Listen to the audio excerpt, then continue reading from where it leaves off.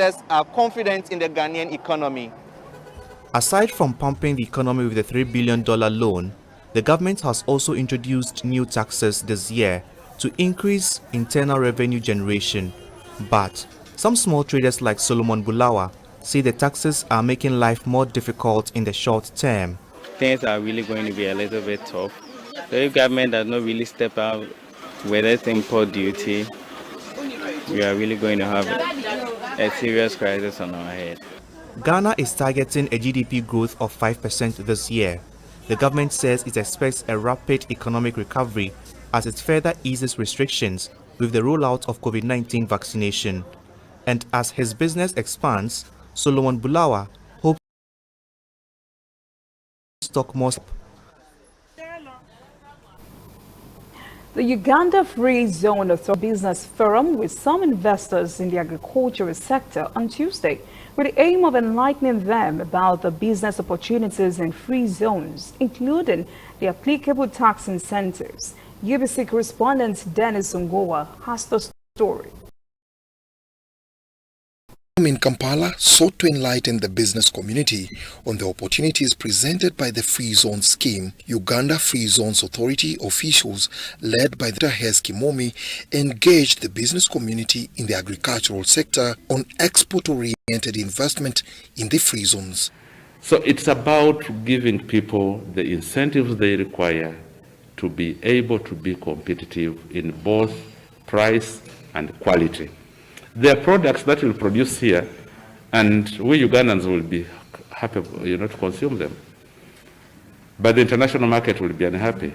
The Free Zones Act emphasizes the importance of Uganda's private sector in the country's industrialization agenda and places the private sector at the forefront of the development of the free zones. This forum was very good for us. It has enlightened us in most of the activities which we do as business people, and I feel like the forum is bringing us together. Taxes have been a very big thing in importing machinery, in all things that we use in our processing.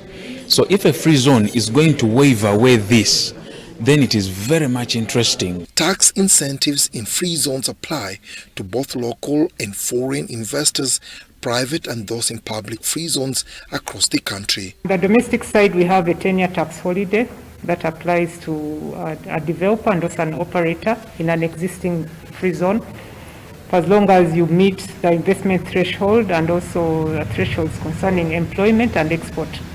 Then if you export more than 80%, which is a criteria for free zone, you benefit from a tax corporation tax, 0% corporation tax exemption for 10 years as well. Uganda's free zones are premised on the need to address macroeconomic challenges, particularly low industrialization, unemployment, and the high current account deficit. There should be no taxation within free zones. But that's notwithstanding, they are customs controlled. Customs control means that the revenue authorities globally monitor what goes on in free zones. Because you've been exempted from taxation, it doesn't mean that you get involved in illicit trade.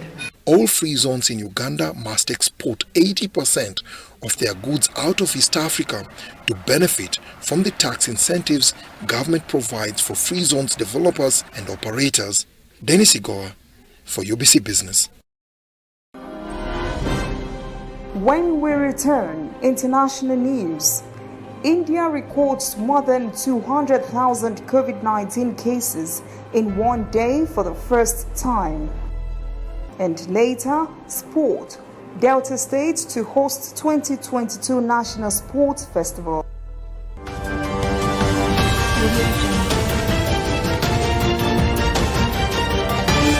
You are watching ANN.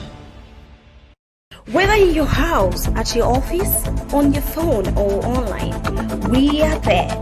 We have the facts behind the headlines.